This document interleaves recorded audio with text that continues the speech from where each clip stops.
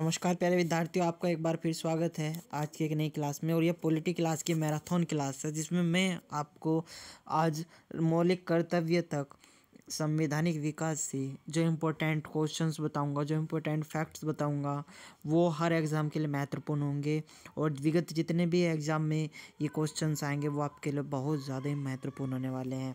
तो आज की जो मैराथन में क्लास कराने वाला हूँ वो संवैधानिक विकास, संविधान के बारे में अनुसूची, विदेशी सूत्र, महत्वपूर्ण विकास प्रस्तावना, महत्वपूर्ण अनुच्छेद, मौलिक अधिकार, राज्य के नीति निर्देशक तत्व और मौलिक कर्तव्य।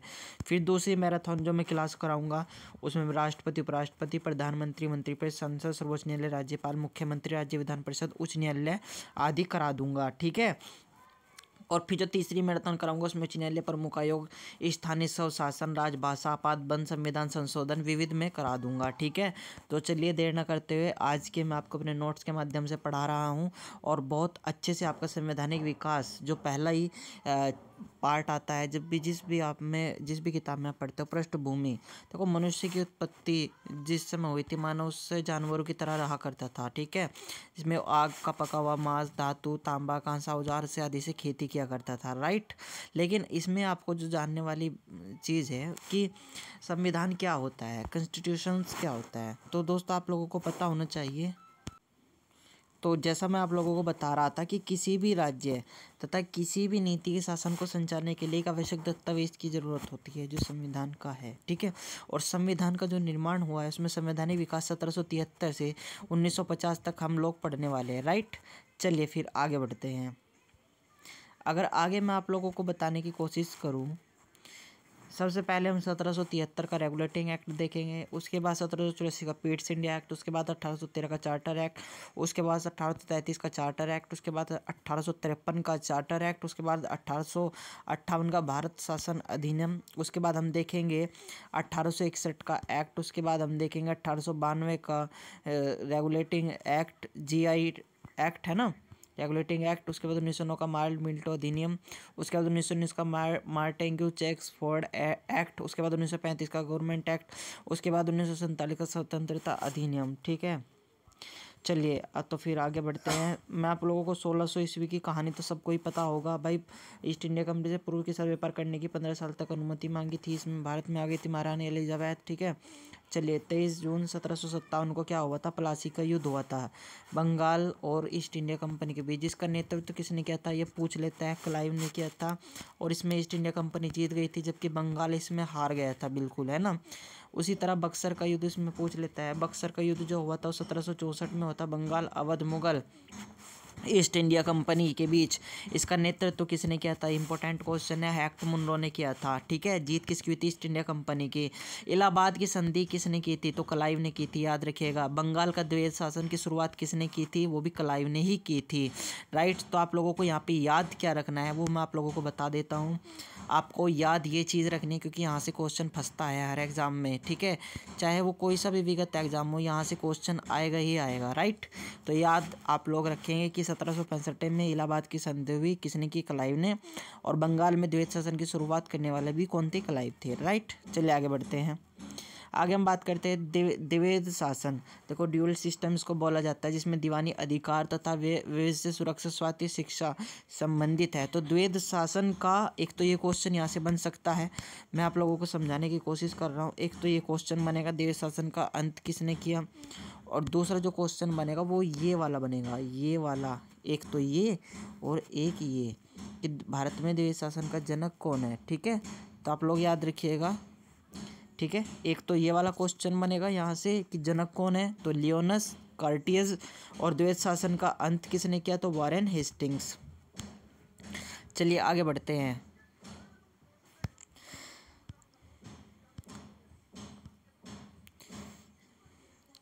तो हम पढ़ रहे हैं डायरेक्ट अब 1773 का रेगुलेटिंग एक्ट। भाई साहब इंपॉर्टेंट है हर एग्जाम्स के लिए। तो भारत में उस समय किसका शासन था, तो भारत पीएम उस समय कौन थे, लॉर्ड नॉर्थ थे। और बंगाल के गवर्नर जनरल बदल कर इस एक्ट के तहत बंगाल का गवर्नर जनरल, जो गवर्नर जनरल हुआ करता वो बंगाल का गवर्नर जनरल बन गया था, जबकि वो पूरे उसका गवर्नर जनरल हुआ करता था। राइट। तो फर्स्ट बंगाल के अगर गवर्नर जनरल आप लोगों से पूछ ले तो कौन है, फर्स्ट गवर्नर जनरल क्लाइव है। राइट। और बंगाल के first governor general Warren Hastings है। ठीक है, याद रखिएगा आप लोग। बंगाल के फर्स्ट गवर्नर जनरल क्लाइव और बंगाल के first governor general Warren Hastings. ठीक है। 1774 में कलकत्ता सुप्रीम कोर्ट की स्थापना भी 1773 के रेगुलेटिंग एक्ट के तहत होती है। उसमें फर्स्ट मुख्य जो न्यायाधीश थे एलिजा इम्पे थे और बंगाल के गवर्नर जनरल का कार्यकारिणी में 4 सदस्य शामिल कर दिए गए थे। राइट, आगे बढ़ते हैं। आगे हम बात करते हैं पेट्स इंडिया एक्ट 1784। उसमें ब्रिटिश पीएम कौन थे? विलियम पिट थे और इनका कार्य पृथक किया था। राजनीतिक कार्य बोर्ड्स ऑफ कंट्रोल और व्यापारिक कार्य बोर्ड्स ऑफ डायरेक्टर्स। ठीक है, याद रखेंगे।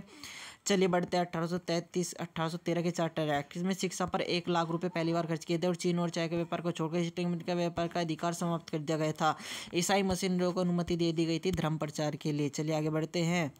1833 का चार्टर एक्ट। 1833 का जो चार्टर एक्ट है उसमें आगे बढ़ते हैं।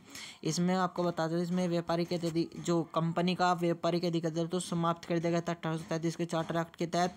और बंगाल के जो गवर्नर जनरल थे अब उनका नाम बदलकर भारत के गवर्नर जनरल कर दिया गया था। नोट, फर्स्ट भारत के गवर्नर जनरल अगर आपसे पूछ ले तो विलियम बेंटिक थे और बंगाल के अंतिम अगर गवर्नर जनरल पूछ ले तो विलियम बेंटिक थे। ठीक है, ये भारत के फर्स्ट गवर्नर जनरल थे और बंगाल के भी फर्स्ट गवर्नर जनरल थे। तो याद रहेगा आप लोगों को, इसको रट लीजिएगा जितना हो सकता है उतना, क्योंकि ये क्वेश्चन आपका बनता है यार एग्जाम में यहाँ से। ठीक है, ये 2 क्वेश्चन बनता है क्योंकि मेरी खासियत रहती है मैं इंपॉर्टेंट आप लोगों को पहले ही बता देता हूँ और इसमें इतने ज़्यादा इंपॉर्टेंट है कि आप पूछिए मत। ठीक है, विधि आयोग की स्थापना तो मेकाले याद रखिएगा। दास प्रथा समाप्त किसने की? तो एल बिनोरो ने की थी 1843 में। याद रखिएगा। चलिए आगे बढ़ते हैं।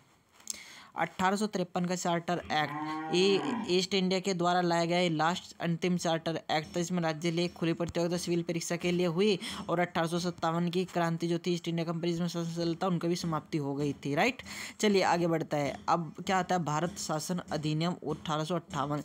इस समय महारानी कौन थी? विक्टोरिया थी। ठीक है, और 1 नवंबर 1858 बाद में घोषणा पत्र होता है जिसको कैनिंग ने सुनाया था। अब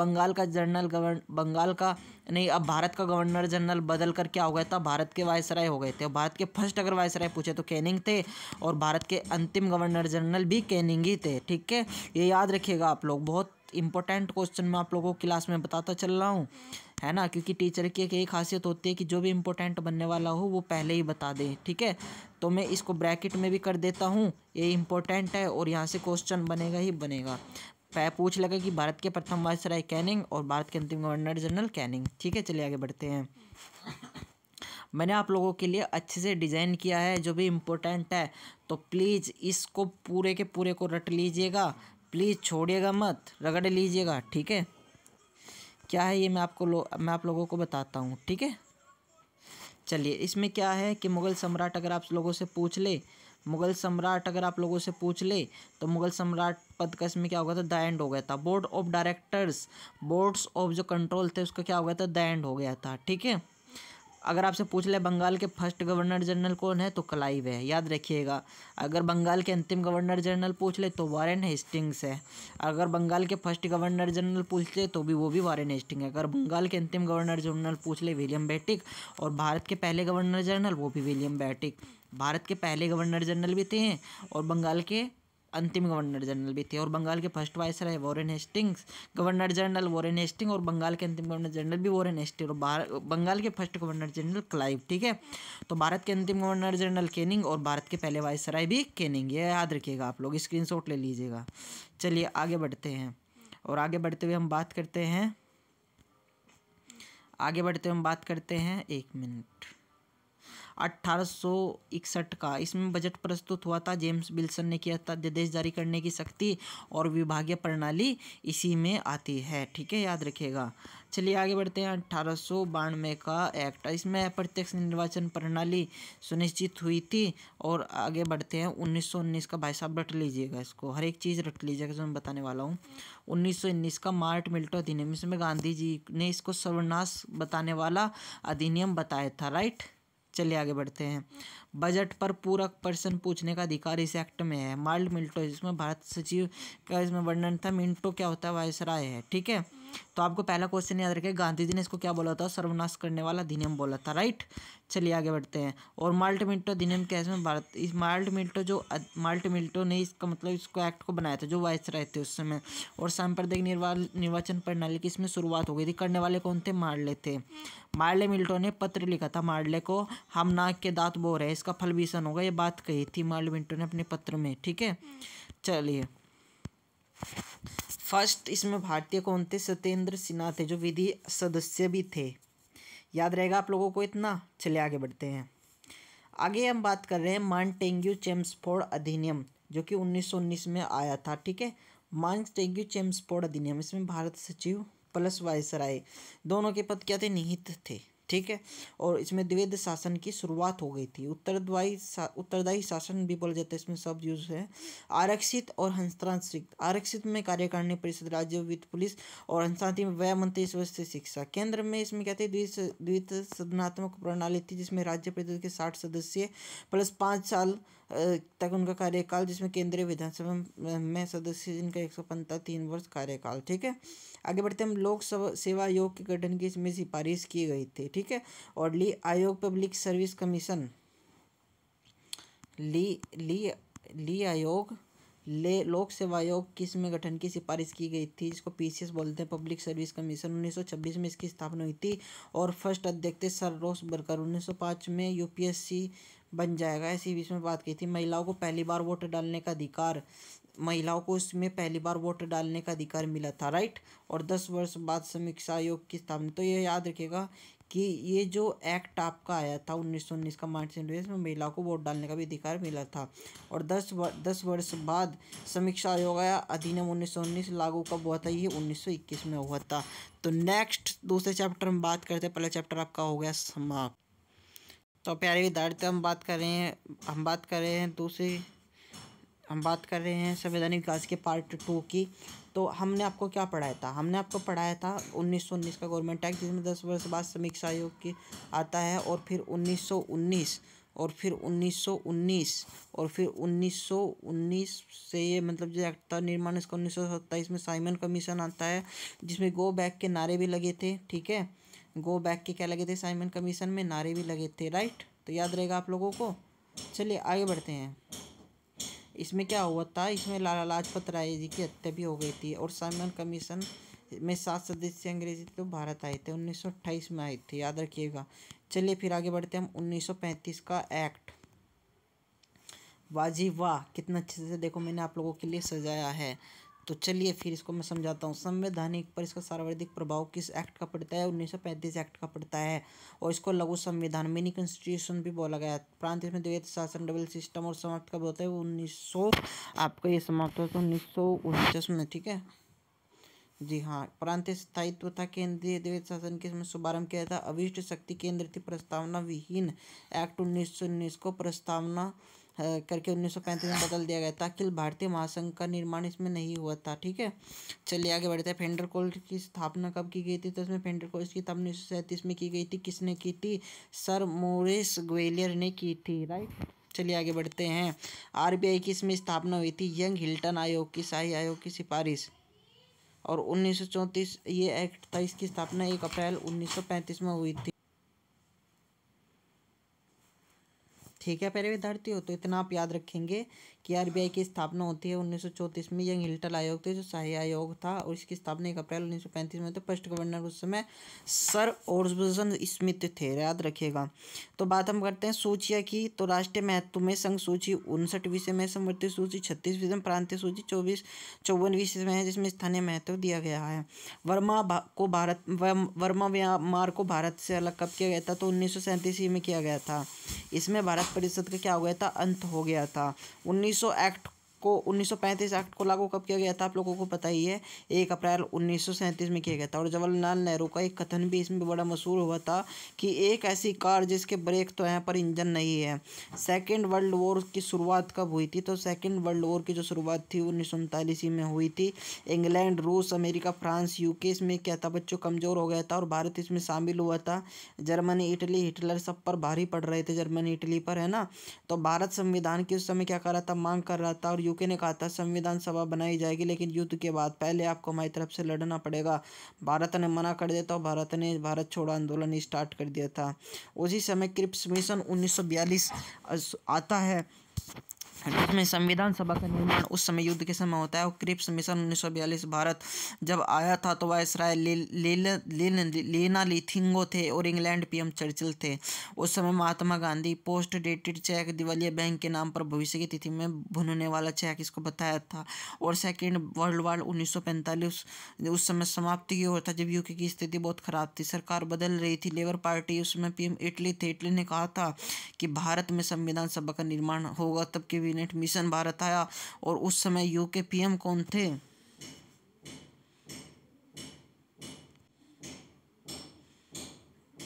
उस समय यूके पीएम कौन थे? Labour party Italy. और भारत कब आया था? 1946 में। 3 सदस्य में थे पोर्थिंग लेरिंग्स, इसके क्या थे अध्यक्ष? Alexander Stafford Cripps. ठीक है। फर्स्ट सिख 10 लाख की जनसंख्या पर 379 सीट, और इसमें 3 समुदाय थे, सामान्य, मुस्लिम और सिख।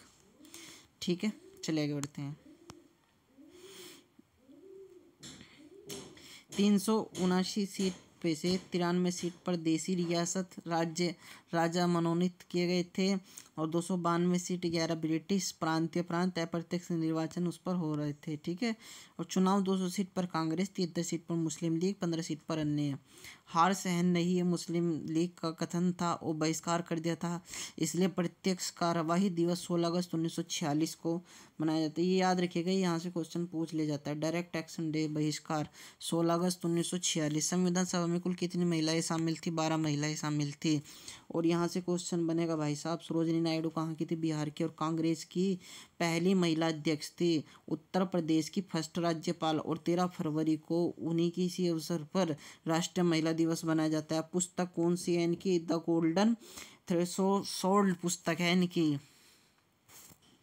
और विजय लक्ष्मी पंडित भाई साहब विश्व की पहली महिला अध्यक्ष थी संयुक्त राष्ट्र महासभा यूनियन की। ठीक है, महासभा की, याद रखिएगा। और उत्तर प्रदेश की फर्स्ट महिला मुख्यमंत्री कौन है बच्चों? सुचेता कृपलानी है। ठीक है, चलिए आगे बढ़ते हैं। पूरे विश्व में पहली बार अंतर्राष्ट्रीय महिला दिवस कब मनाया गया? 8 मार्च 1971। भारत की पहली कैबिनेट मंत्री कौन है? भारत की पहली कैबिनेट मंत्री तो याद रखिएगा राजकुमारी अमृत कौर है। चलिए आगे बढ़ते हैं। एकमात्र मुस्लिम महिला कौन थी? एकमात्र मुस्लिम महिला बेगम एजाज रसूल थी। आगे बढ़ते हैं। महात्मा गांधी बच्चों संविधान सभा के अध्यक्ष सदस्य नहीं थे, याद रखिएगा।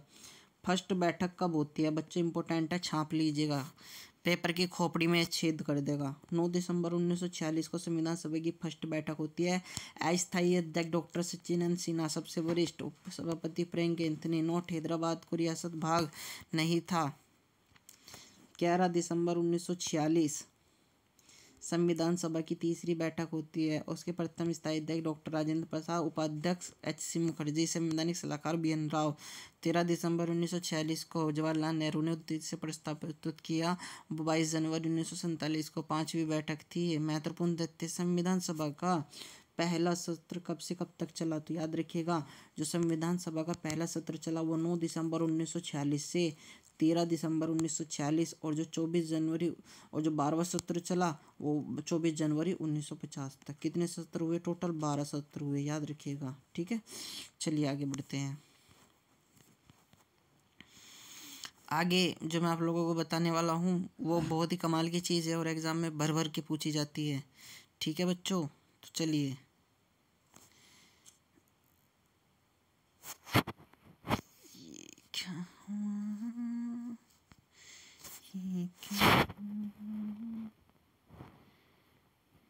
थोड़ी माफ़ी चाहता हूँ, कुछ टेक्निकल इशू आ गया था बीच में।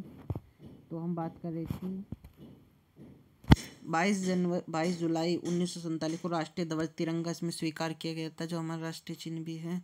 ठीक है। प्रारूप समिति का गठन कब होता है? 19 अगस्त 1947। और प्रमुख सदस्य बच्चों ये पूछ लेता है, इसमें से याद रखिएगा डॉक्टर भीमराव अम्बेडकर इसके अध्यक्ष थे, एन गोपाल लाल स्वामी अयंगर थे, और एन माधवराव BL मित्र के समय पर मनोनीत हुए। Doctor M.K. मुंशी एकमात्र कांग्रेस सदस्य, अल्लादी कृष्ण स्वामी अय्यर, सैयद महमूद सदुल्ला TV की मृत्यु होने पर मनोनीत। अन्य समितियां जो बनी थी, ये समितियां याद रखिएगा, बहुत अच्छे से मैंने आप लोगों के नोट्स में डिजाइन किए हैं। संघ शक्ति समिति, इसके अध्यक्ष कौन थे? जवाहरलाल नेहरू।